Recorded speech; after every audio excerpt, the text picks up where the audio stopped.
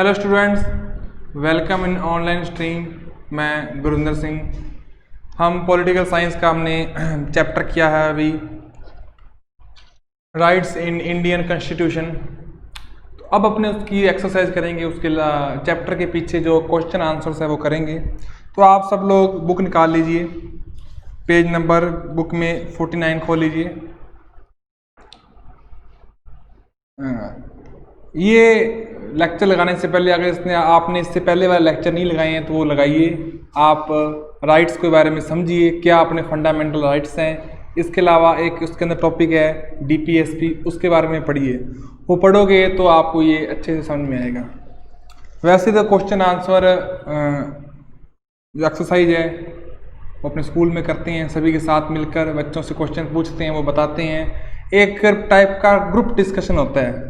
तो group discussion अभी corona के कारण संभव नहीं हो पा रहा है, ऑनलाइन स्ट्रीमिंग चल रही है। तो हमारा मकसद है आपके तक कैसे न कैसे नॉलेज को, ज्ञान को पहुंचाना। वैसे नहीं, लेकिन मैं पूरी कोशिश करूंगा कि आपके साथ जुड़ सकूं। और आपने भी कोशिश करनी है कि अगर मैं कोई क्वेश्चन पूछ रहा हूं तो आप उसके बारे में पहले सोचिए, विचार कीजिए। मैं थोड़ा आपको टाइम दूंगा, तो आप भी अपने तरफ से अंदर एक वो बनाइए कि इसका आंसर ये होना चाहिए। मैं क्वेश्चन पूछूंगा फिर आप बताना। डिस्कशन से क्या होता है कि किसी टॉपिक पर पकड़ अपनी मजबूत बनती है। सिर्फ एक पढ़ लेंगे, एक आदमी का पर्सपेक्टिव जान लेंगे तो उतना नहीं बनेगा जितना क्या है कि कुछ लोग डिस्कस करते हैं तब बनता है। अब ऑनलाइन डिस्कशन हो रही है तो ऐसा ही है।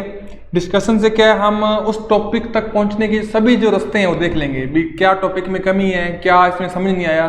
तो जितने भी अपने जो मन में लगते हैं कि ये इसमें इसका ये पार्ट कैसे होगा, तो अपने को समझ आ जाएगा। ठीक है। गुमराही का कोई डर नहीं, हर रास्ता तुझ तक जाता है, वो बात करनी है। इतने रास्ते खोज लेंगे कि गुमराह होने का कोई खतरा ही नहीं। कहीं से भी कुछ भी पूछ ले, हम बता देंगे। ओके, गुमराही का डर नहीं, हर रास्ता तुझ तक जाता है। तो सभी बच्चे आप अपनी बुक की पेज नंबर 49, बुक कौन सी है आपको पता ही होगा, इंडियन कॉन्स्टिट्यूशन एट वर्क। ये बुक का आपकी सेकंड बुक है। इसका पेज नंबर 49 निकाल लीजिए। बुक शायद आपकी फर्स्ट है, सेकंड नहीं, फर्स्ट बुक है ये। हाँ जी, एनसीईआरटी लगी आपके इस साल से। पेज नंबर 49 निकाल लीजिए। सभी अपने क्वेश्चंस पढ़ेंगे, मैं पढ़ूंगा, आपको बताऊंगा। आपने क्या है, मैं क्वेश्चन बोलूँगा, आपने थोड़ा सोचना है, उसके बाद आपने बताना है इसका आंसर ये हो सकता है। मैं तो सुन नहीं सकता आपको, लेकिन आपकी खुद की प्रैक्टिस होगी इससे। ठीक है, तो स्टार्ट करते हैं। पहले सबसे पहला क्वेश्चन क्या है एक्सरसाइज का, राइट ट्रू और false against each of the statement. कुछ स्टेटमेंट्स हैं वो मैं बोलूँगा, आपने साथ साथ पढ़नी है। अपने उसके बारे में विचार करेंगे, डिस्कस करेंगे, क्या है वो सही है गलत है, ट्रू फॉल्स बताएंगे। अ bill of right, A bill of rights lay down the rights enjoy by the people of a country. एक बिल है वो ऐसे राइट लेकर आता है जिससे वहाँ के लोग एंजॉय करते हैं। सही बात है, ट्रू है। आगे देखो, अ bill of rights protect the liberties of an individual. सही है। एक बिल है वो एक इंडिविजुअल की, एक पर्सन की जो फ्रीडम है उसको प्रोटेक्ट करता है। सही है। जैसे अपना एक राइट है, राइट ऑफ फ्रीडम है ना, बोलने की आज़ादी है, कहीं घूमने की, कहीं जाने की, कुछ करने की, कोई काम करने की, कुछ भी काम स्टार्ट कर सकते हैं अगर वो लीगल है, अपने पास आज़ादी है, फ्रीडम है। तो सही है, बिल्कुल ट्रू है। Every country of the world has a bill of rights. दुनिया के हर देश में एक बिल आता है। ये बात सही है? नहीं, बात सही नहीं है। देखिए, जैसे चाइना है, जैसे नॉर्थ कोरिया है, ऐसे बहुत सारे देश हैं जहाँ पर डेमोक्रेसी नहीं है, कहने को भी डेमोक्रेसी नहीं है, वहाँ पर राइट्स नहीं है, वहाँ पर लोगों के पास अधिकार नहीं है, वो अपने मन की चीज़ें नहीं कर सकते। तो ये बात फॉल्स है, सभी देशों में नहीं है ये। ठीक है, मेरे अकॉर्डिंग, और सच भी यही है। आगे है, the constitution guarantees remedies against violation of rights. जो हमारा संविधान है, हमारा कॉन्स्टिट्यूशन है, वो रेमेडीज देता है हमें कि अगर कोई हमारे राइट्स का वायलेशन कर रहे हैं तो देता है। हमने एक पढ़ा था आर्टिकल 32। आर्टिकल 32 में क्या बोला था, आपने क्या पढ़ा था कि जो हमारा संविधान है, हमारा कॉन्स्टिट्यूशन है,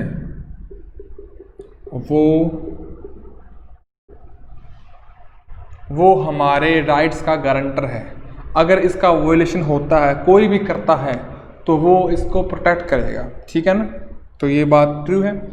ठीक है, अब नेक्स्ट पे जाते हैं अपने एक्सरसाइज पर। क्या है, which of the following is the best description of fundamental right. तो आपको नीचे 4 डिस्क्रिप्शन देंगे, इनमें से एक है, देखो हो सकता है कि चारों में से कोई एक आदि मैच करती हो, लेकिन जो सबसे ज़्यादा अच्छी लग रही है फंडामेंटल राइट में सूट कर रही है वो कौन सी लाइन है, कौन सी स्टेटमेंट है, वो बताएंगे। 4 स्टेटमेंट दी हैं फंडामेंटल राइट्स के बारे में, जो सबसे ज़्यादा सूटेबल है। हो सकता है चारों सूटेबल हो, लेकिन जो सबसे ज़्यादा सूटेबल है वो बतानी है कौन सी है। देखो पहले क्या है, all the rights an individual should have. एक इंडिविजुअल के पास सभी राइट्स होने चाहिए, ये कोई फंडामेंटल राइट वाली वो कोई बात नहीं है इसके अंदर। आगे देखते हैं, all the rights give to citizen by law. Law है वो सिटीजन को सारे राइट्स देता है या कॉन्स्टिट्यूशन, ये भी बात इतनी ज़्यादा फंडामेंटल राइट्स पे नहीं आ रही है। क्या आप ताज़ा आगे देखते हैं, इससे कोई और मजबूत मिलता है तो, the rights given and protected by constitution. Rights हैं वो कॉन्स्टिट्यूशन ने दी है और उसको प्रोटेक्ट भी कॉन्स्टिट्यूशन कर रहा है, ये बात ठीक है, इस बात में दम लग रहा है। आगे देखते हैं, the rights given by constitution that can not ever be restricted. जो कॉन्स्टिट्यूशन ने राइट दी है उस पर कभी भी रोक नहीं लगा सकते। देखिए अपने को पता है फंडामेंटल राइट्स हैं अपने पास हैं, लेकिन कभी भी रोक नहीं लगा सकते, कभी भी इसको रिस्ट्रिक्टेड नहीं किया जा सकता, ये सही नहीं है। जब कभी एमरजेंसी लगती है तो उन पर रिस्ट्रिक्शन लग जाता है। तो जो 4th स्टेटमेंट है वो सही नहीं है कम्प्लीटली। तो जो 3rd स्टेटमेंट था वो सबसे ज़्यादा डिस्क्रिप्शन देता है इसका, सबसे ज़्यादा इसका वो डिस्क्राइब करता है फंडामेंटल राइट्स को। वो क्या है, the rights given and protected by the constitution, ये सही है। तो ऑप्शन 3 इसका सही है। देखिए छोटे छोटे प्रश्न हैं लेकिन इसमें गहराई बहुत है, बहुत डीप प्रश्न है ये, बहुत, इसको आप पढ़ोगे तो पता चलेगा कि क्या है, ठीक है ना। अब मैं आगे पढ़ता हूँ, आपसे पूछूंगा भी कोई आप बताओगे तो इसको स्क्रीन आपके सामने है, लेकिन अपने अंदर थोड़ा सा विचार करना भी इसका क्या आंसर हो सकता है। ओके, इससे आपका दिमाग भी तेज होगा और आपकी पकड़ मजबूत होगी इसके ऊपर। Read the following situations which fundamental rights is being used और violated in each case and how. नीचे 4 स्टेटमेंट दिए हैं, बताना है कि किस स्टेट में कौन सा फंडामेंटल राइट यूज़ किया गया है और कौन से का वायलेशन हुआ है। ओके देखते हैं, overweight male cabin crew are allowed to get promotion in the national airlines but their women colleagues who gain weight are penalised. इसका मतलब क्या है, एयरलाइन है, एक जहाज है, उसमें प्रमोशन मिल रहा है, तो प्रमोशन के लिए सबसे जरूरी है उसके अंदर फिटनेस होनी चाहिए, ठीक है ना। आपको पता होगा कि जो पायलट हैं उसमें सबसे ज़्यादा जरूरी है मेडिकल। पायलट का मेडिकल टेस्ट है वो एयरफोर्स वाले करते हैं, मतलब उस लेवल का होता है, इतना हार्ड होता है। तो ओवरवेट वालों को तो मतलब हो सकता है कि बाहर निकाल दें कि आप तो उसको फिटनेस में पास कर दें। तो एक तो है मेल, एक है फीमेल। ओके, तो मेल का हो गया और फीमेल दोनों का हो गया ओवरवेट, ठीक है।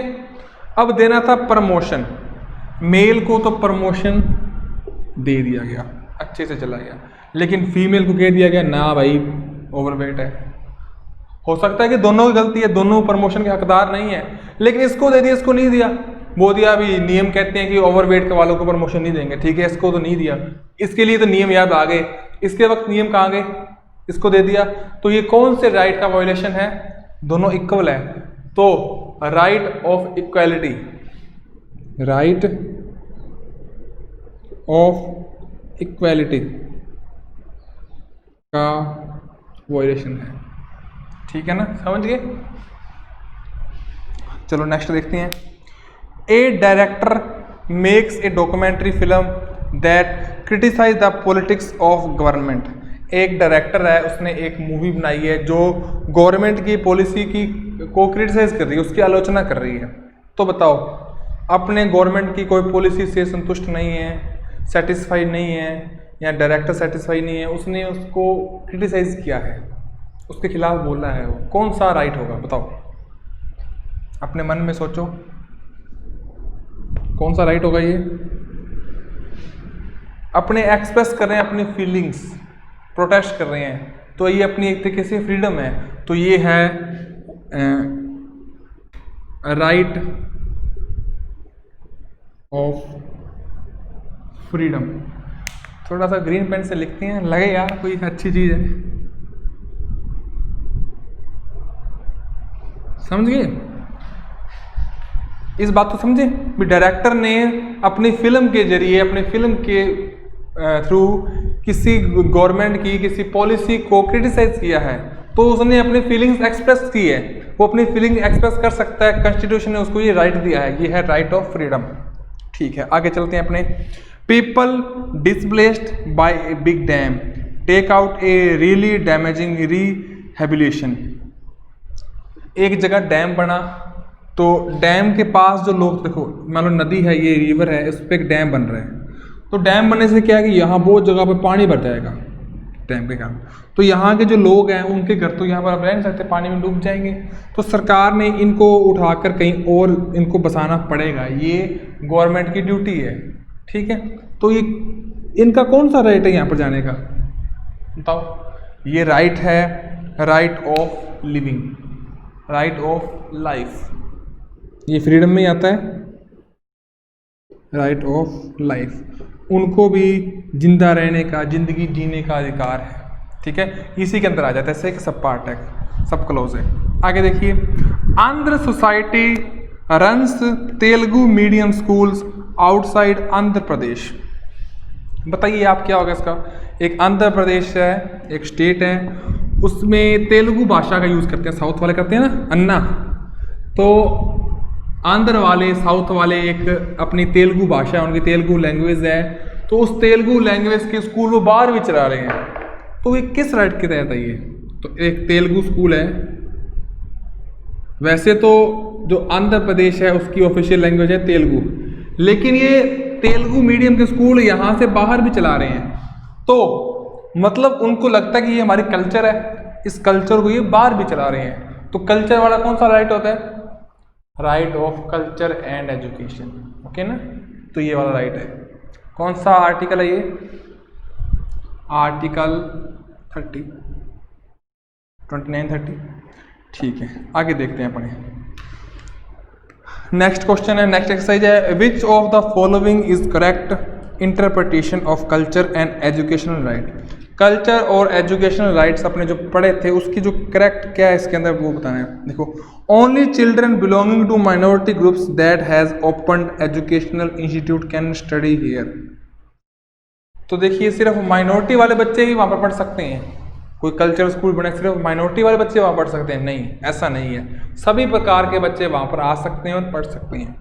नेक्स्ट देखिए क्या है, government school must ensure that children of minority groups will be introduce to their believes and culture. ये बात सही है बिल्कुल।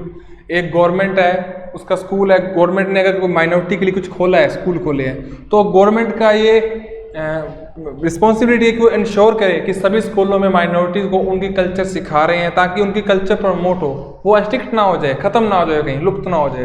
ओके, नेक्स्ट देखते हैं, लिंग्विस्टिक मतलब कि भाषाई आधार पर, ठीक है, ताकि वो खत्म ना हो जाए। देखो, linguistic and religion minorities can open school for their children and keep it reserve for them. देखिए, ये बात सही है कि ये जो रिलीजियस स्कूल अपने बच्चों के लिए खोल सकते हैं, लेकिन उसमें पढ़ सभी सकते हैं। जैसे एग्जाम्पल देता हूँ, एक है हिंदू विश्वविद्यालय, बनारस हिंदू विश्वविद्यालय, बनारस हिंदू यूनिवर्सिटी, BHU नाम सुना होगा। तो ये नहीं उसके अंदर सिर्फ हिंदू पढ़ते हैं, वही आके वहाँ पर संस्कृत का पाठ सीखेंगे, कुछ इस्लामी लोग भी हैं वो भी पढ़ते हैं, तो सभी पढ़ सकते हैं, ये बात सही नहीं है। ओके, आगे देखो क्या है, linguistic and religious minorities can demand their children must not study in educational institute except those manage by their own community. ये गलत है। ये क्या बोल रहा है, ये इसमें बोल रहा है कि जो माइनॉरिटीज़ हैं, लिंग्विस्टिक माइनॉरिटीज़ हैं, मतलब भाषा के आधार पर जो माइनॉरिटीज़ हैं, जो कम भाषा बोलने वाले हैं, ठीक है ना, वो अगर सरकार को बोलें कि उनके बच्चे सिर्फ उन्हीं के स्कूलों में पढ़ेंगे, कहीं और नहीं पढ़ेंगे, बैन लगा दो, तो सरकार बैन नहीं लगाएगी। अगर कोई माइनॉरिटी है वो अपने बच्चों को यहाँ पढ़ाना चाहती है तो पढ़ाए, कोई दिक्कत नहीं है। बोले यहाँ के अलावा कहीं और मत पढ़ने दो, ये क्यों भाई, इक्वालिटी है, कहीं पढ़ेंगे, फ्रीडम है, तो ये सही नहीं है। ओके, नेक्स्ट देखते हैं क्या है, which of the following is violation of fundamental rights and why. कौन सा फंडामेंटल राइट का वायलेशन है और क्यों है, इस पर थोड़ा सा आप बोलना, ठीक है ना। अगर हो सके तो इस लेक्चर को स्टॉप करके पॉज करके आप लिख के देखना, लिखने से क्या है, राइटिंग स्किल्स बढ़ती है और थोड़ा दिमाग भी तेज होगा आपका। नॉट पेइंग मिनिमम वेजेस, किसी आदमी को न्यूनतम वेजेस, न्यूनतम मजदूरी दिहाड़ी नहीं दे रहे हैं उसको, जितना काम की उसके पैसे बन रहे हैं, एक दिन के 300 रुपये बनते हैं तो 300 नहीं दे रहे हैं उसको, तो ये कौन से राइट का एक्सप्लॉयटेशन है बताइए? अपने मन में सोच लीजिए, लिख लीजिए, फिर मैं लिखूंगा कौन सा है। तो ये है राइट अगेंस्ट एक्सप्लॉयटेशन। ओके, शोषण के विरुद्ध अधिकार, किसी से फ्री में काम करवाना, बेकार करवाना, या उसका जो मिनिमम वेजेस बनता है वो ना देकर काम करवाना, तो वो एक क्राइम है। वो हमारे पास राइट है कि जितना हमने काम किया उतने मुझे पैसे मिलेंगे, तो ये है राइट अगेंस्ट एक्सप्लॉयटेशन, शोषण के विरुद्ध अधिकार है, ठीक है ना। आगे है बैनिंग ऑफ ए बुक, किसी बुक पर बैन लगा दिया किसी ने, बुक लिखी है कोई, अपनी फीलिंग्स एक्सप्रेस की है, अपने जो पोइट्री है या कुछ भी है, जो अपने विचार है उसको लिखा है, बुक कह दो या न्यूज़पेपर कह दो, उसको लिख के दिया है। जब तक उससे कोई मतलब दंगे वगैरह नहीं हो रहे हैं, ऐसा कुछ नहीं हो रहा, मतलब देश को कोई नुकसान नहीं है, कोई सेडिक्शन के चार्ज नहीं लग रहे, देशद्रोह नहीं हो रहा है, ऐसे ही कोई बुक को बैन कर दिया भी, गवर्नमेंट को पसंद नहीं आई बुक को, भी हमारे खिलाफ लिख रहे हैं, तो ये कौन सी राइट का वायलेशन है? हम लिख सकते हैं, बोल सकते हैं, एक्सप्रेस कर सकते हैं अपनी फीलिंग्स, कौन सा राइट है ये? Right of freedom. तो ये राइट ऑफ फ्रीडम का एक्सप्रेशन है। सबसे पहले इंश्योर कर लीजिए आपने पहले वाले लेक्चर लगाए हैं, फिर ये समझ में आएगा, नहीं तो सीधा सीधा ये थोड़ा पता नहीं चलेगा। आपने लास्ट क्लासेज में पढ़े हैं ये वैसे तो राइट्स। आगे देखो, banning of loud speaker after 9 PM। अभी वायलेशन है यहाँ, देखो रात को 9 बजे के बाद स्पीकर नहीं बजाने हैं, और बोल दे मैं तो मेरे तो फीलिंग एक्सप्रेस करनी है, उसका वायलेशन नहीं फ्रीडम का? नहीं है, ये फ्रीडम की वॉइस का ये वायलेशन नहीं है, समझिए। रात को 9 बजे के बाद डीजे म्यूज़िक नहीं बजाना ऊंची आवाज़ में, ये नहीं बोलना कि मेरे पास फ्रीडम है अपने वो विचार करने की, हम खुशी जताना चाहते हैं, हमारे भाई की शादी हुई है, कुछ नहीं है ऐसा। रात को 9 बजे स्पीकर बजाओगे तो लोगों ने सोना है, बच्चों ने रात को शांति में पढ़ना है, तो वो खराब हो रहा है। तो उन लोगों की जो राइट ऑफ लाइफ है उसका वायलेशन कर रहे हैं हम, उनको परेशान कर रहे हैं हम लोग, तो रात को नहीं बजा सकते, ठीक है। तो ये वायलेशन है उनके राइट्स का जो पढ़ रहे हैं, इसका कोई वायलेशन नहीं हुआ, ओके। आगे देखो, मेकिंग ए स्पीच, पता ही आपको स्पीच देना कौन सा है, अपनी फीलिंग्स एक्सप्रेस करना है, राइट ऑफ फ्रीडम, आसान था ये। चलो आगे देखते हैं। 6th एक्सरसाइज हो, an activist working among the poor says that poor don't need fundamental rights। एक एक्टिविस्ट है जो गरीब बच्चों के बीच काम कर रहा है, उसने बोला कि गरीब बच्चों को फंडामेंटल राइट की कोई ज़रूरत नहीं है, गरीब बच्चों को फंडामेंटल राइट की कोई ज़रूरत नहीं है। What they need are directive principles to be made legally binding। वो कह रहा है कि क्या चाहिए कि जो डायरेक्टिव प्रिंसिपल्स हैं, जो स्कूल खोलने हैं, ये कह रहा है ढंग से लगा दो, स्कूल खोलने हैं, स्कूल जाना है बच्चों के लिए, हॉस्पिटल बना दो, ये ढंग से बना दो। Do you agree with this, give your reason. आपको लगता है इसी होना चाहिए कि स्कूल खोल दो, कॉलेज खोल दो, बढ़िया पढ़ाई कर दो, लेकिन अपने पास राइट ना हो? क्या लगता है आपको, बताइए। अगर आपको लगता है कि बात सही है तो भी बताइए, अगर सही है तो क्यों सही है ये बताइए। आप सोचिए, थोड़ा मन में विचार कीजिए। तो देखिए, फंडामेंटल राइट्स जरूरी हैं। स्कूल खोल देंगे, उसमें क्या पढ़ना है वो धक्के से पढ़ाएंगे तो वो गलत हो जाएगा ना। कुछ अपने क्वेश्चन भी पूछने हैं, अगर सरकार ने कोई पॉलिसी बना दी है वो भी पढ़नी, तो बच्चे सवाल पूछना चाहिए ये पॉलिसी क्यों है, हम इसको क्यों माने, तो फिर टीचर बताएंगे या जो बताने वाले लॉ मेकर्स है बताएंगे कि आपने इसलिए पढ़नी है। अगर सवाल पूछने के राइट्स ही नहीं है तो जो पढ़ा रहे हैं आँख मूंद के पढ़ाते रहेंगे, उसका क्या फ़ायदा? ये तो डेमोक्रेसी नहीं है ना। तो सवाल पूछने की ताकत ही डेमोक्रेसी है। फ्रीडम, इक्वालिटी, ये सब कुछ चाहिए, इसके बिना आगे नहीं बढ़ सकते हम लोग, ठीक है ना। तो ये तो पहले ही देखो, जब देश गुलाम था, कुछ स्कूल तो पहले भी थे, स्कूल पहले भी थे, लेकिन तब वो बच्चे नहीं पढ़ पा रहे थे। क्यों? दलित बच्चा, उसको अलग बिठा दिया, उसका मटका अलग है, तो ऐसे माहौल में पढ़ लेगा? स्कूल हैं, सब कुछ है, राइट्स के बिना पढ़ लेगा? नहीं पढ़ सकता। तो राइट्स जरूरी हैं, ओके। आगे देखिए, several reports show that caste groups previously associated with scavenging are forced to continue in this job. Those in position of authority refuse to give them any job. Their children are discouraged from pursuing education. Which of the fundamental rights are being violated in this instance? देखिए क्या बोल रही है। कई reports ने बताया है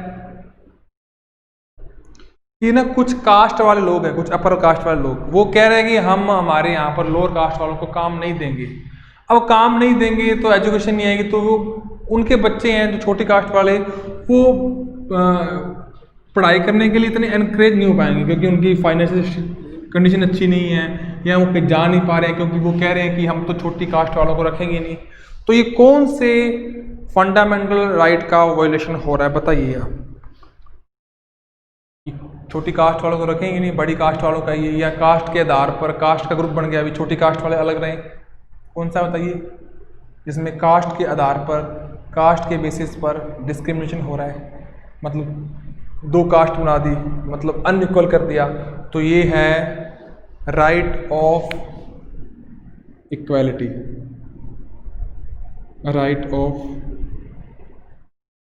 equality. कौन से आर्टिकल में आता है ये? Article 14 to 18। ओके, नेक्स्ट देखिए, a petition by a human rights group. Human rights group कौन से होते हैं? जो मानव अधिकार है, इनके राइट्स के बारे में हम बातें करते हैं। तो देखो, एक गरीब आदमी है, उसके जो फंडामेंटल राइट्स है उसको किसी ने वॉयलेट कर दिया, तो वो डरता हुआ पुलिस के पास नहीं गया, कोर्ट के पास नहीं गया ना। पहले आपको थोड़ा बताते हैं कि ये एनजीओ ह्यूमन राइट्स क्या होते हैं।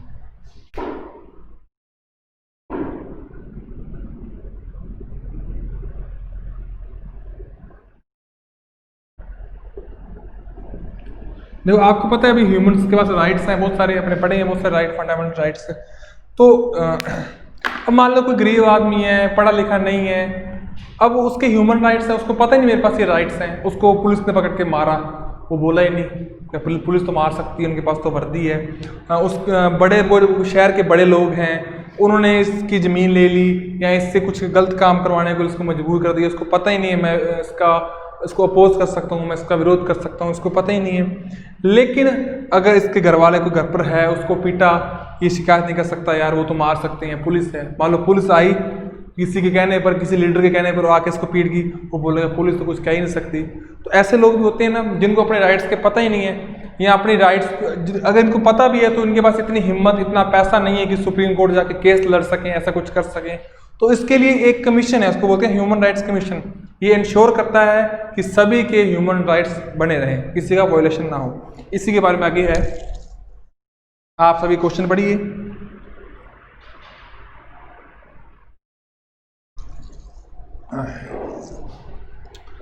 A petition by a human rights group drew attention of the court to the condition of starvation and hunger in country। एक पिटीशन ने सुप्रीम कोर्ट का ध्यान खींचा है कि देश में भूखमरी, हंगर, स्टार्वेशन मतलब भूखमरी कितनी ज़्यादा है, मतलब खाने की कमी कितनी ज़्यादा है, कितने लोग भूखे सो रहे हैं। Our 5 crore tons of food grains was stored in godowns of Food Corporation of India.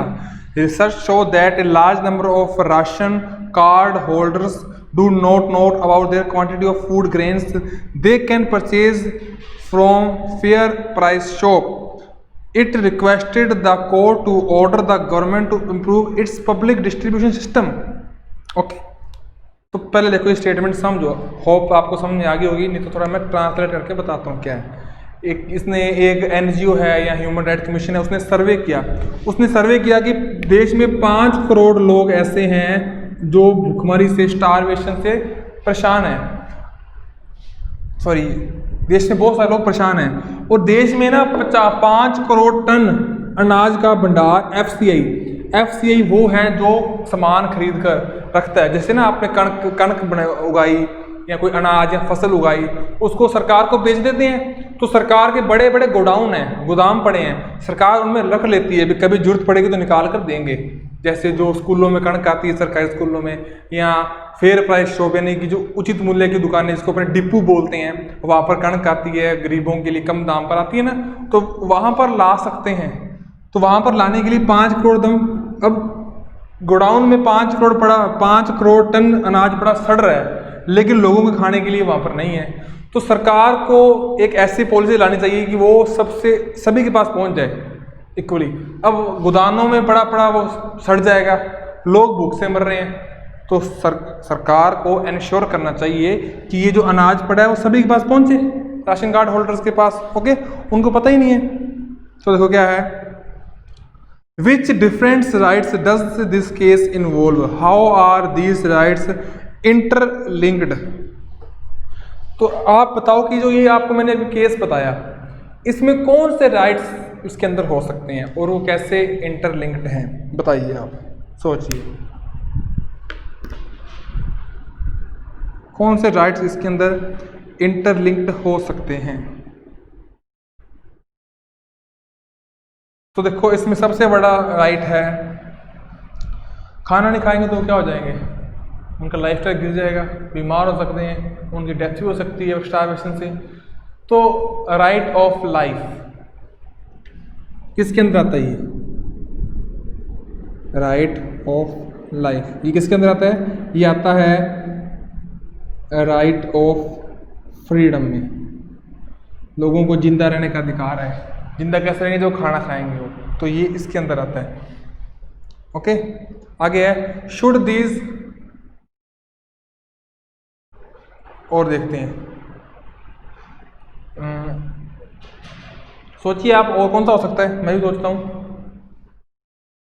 कि ये जो वॉयलेशन हो रहा है या कुछ भी हो रहा है, ये किसके अंदर आता है, इक्वली डिस्ट्रीब्यूशन। देखो एक बंदा है उसको अनाज मिल रहा है, एक को नहीं मिल रहा, समझे ना। एक बंदे को अनाज मिल रहा है, उसके पास राशन कार्ड है, सब कुछ ले रहा है। देखो दो बंदे गरीब हैं, एक ए बंदा एक बी बंदा, दोनों गरीब हैं। इसका राशन कार्ड बना हुआ है, शहर में रहता है, नगर पालिका पास में, ई मित्र है, राशन कार्ड बना लिया। ये बंदा रहता है जंगलों में, ट्राइब से, आदिवासी हैं, इनके पास वो सुविधा नहीं है, तो ये गवर्नमेंट से कनेक्टेड नहीं है, इसका राशन कार्ड नहीं बना। इसका बना तो उसको तो कणक मिल गई, इसको नहीं मिली। तो एक टाइप से अनइक्वालिटी होगी ना, क्योंकि इसको तो सुविधा मिली थी राशन कार्ड बनाने के लिए, इसके पास अधिकारी इसके घर पे आ गए, नगर पालिका चला गया ये, या सरपंच के पास, इसके पास वो सुविधाएं नहीं थी। तो एक इक्वालिटी का वो हो गया ना वायलेशन। तो राइट ऑफ लाइफ और राइट ऑफ इक्वालिटी दोनों का इसके अंदर, ठीक है। नेक्स्ट देखो क्या है, शुड दीज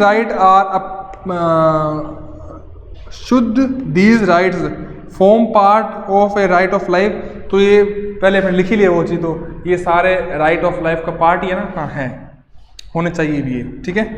आगे देखो, ये तो मैंने पहले लिख दिया, इसने पूछा कि ये सारा जो घटनाक्रम है इसका पार्ट होना चाहिए भी, लाइफ खत्म हो रही है बंदे की तो होना चाहिए इसका पार्ट। आगे देखो, read the statement of Sumant Lahiri in the constitution assembly quoted in this chapter, do you agree with him, if yes give instances to prove it, if not give argument against the position. अब क्या है देखते हैं अपने सुमंत लहरी ने क्या बोला है, पीछे कहीं है,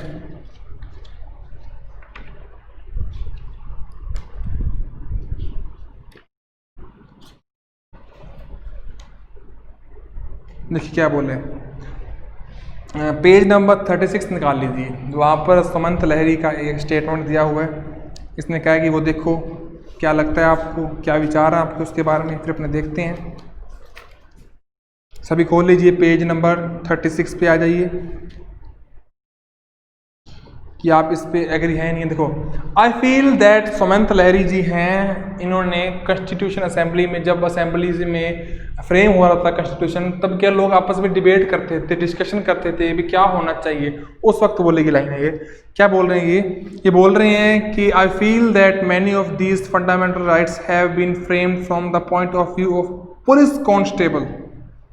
You will find that very minimum rights have been conceded and are almost invariably followed by a proviso. Almost every article is followed by a proviso which takes away the rights almost completely. What should be our conception of fundamental rights? We want to incorporate every one of those rights which और people want to get. ये कह रहा है कि जो rights बने हैं ना वो पुलिस कांस्टेबल के हिसाब से बने हैं, भी क्या होना चाहिए, मैं बोलना है नहीं बोलना।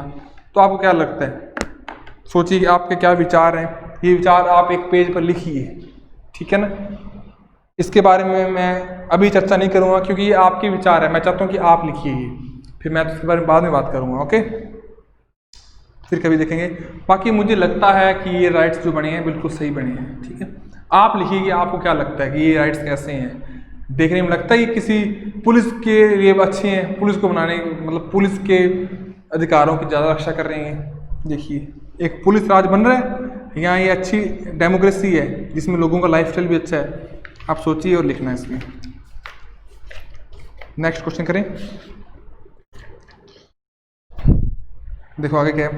विच लास्ट है, which of the fundamental rights is in your opinion the most important right, summarise its provision and give argument to show why it is most important. अब इतने राइट है, सबसे इम्पोर्टेंट राइट कौन सा है बताइए। देखिए जो मुझे लग रहा है वो लग रहा है मुझे आर्टिकल 32 वाला, क्योंकि वो बाकी सभी राइट्स को सेव कर रहे हैं, उनको प्रोटेक्ट कर रहे हैं, ठीक है। बाकी आप बताइए आपको कौन से अच्छे लगते हैं, आप वो लिखिए। तो समय हो चुका है, तो जाने से पहले आपको पता है कि ये जो डिस्कशन है वो वैसे तो क्लास में जो मज़ा आता है आप लोगों से डिस्कस करके, जो क्लास में जोश होता है, जो एंथुसियाज्म क्लास में है वो यहाँ पर नहीं आ पाता। कोरोना के कारण ये क्लास बंद हो चुकी है, इतना डिस्कशन अपने नहीं कर पा रहे हैं। तो एक जाते वक्त आपको मैं पोइम सुनाना चाहता हूँ कोरोना के ऊपर। मैंने कल एक पोइम पढ़ी है तो वो आपको बताना चाहता हूँ, आप सभी लोग सुनिए, अच्छी लगे तो आगे अपने दोस्तों को भी बताना। जाते जाते देखते हैं क्या है कोरोना के बारे में। डर है तो हो पर नफरत ना हो, कैद है तो हो अकेलापन ना हो, शक है तो हो स्वार्थ की जगह ना हो, बीमारी है तो होगी अपनी जगह आत्मा बीमार ना हो। तो ये हिंदुस्तान है जनाब, और एक फैसला आपको करना है। तो जाइए पहले हाथ धोइए और पड़ोसी को फ़ोन कर वाईफाई ले लीजिए और चिल्लाइए खिड़कियों से या धुन बनाकर गाइए इसे कि किसी का हाथ छूना नहीं पर किसी का साथ छोड़ना नहीं। और कल जब सब कुछ खुलेगा तो देखना हमारे इन्हीं आसमानों में उड़ते हुए पंछी कहेंगे कि कमबख्त इंसानों की ज़िद्दी कौम ने एक जंग और जीत ली। बहुत बहुत धन्यवाद।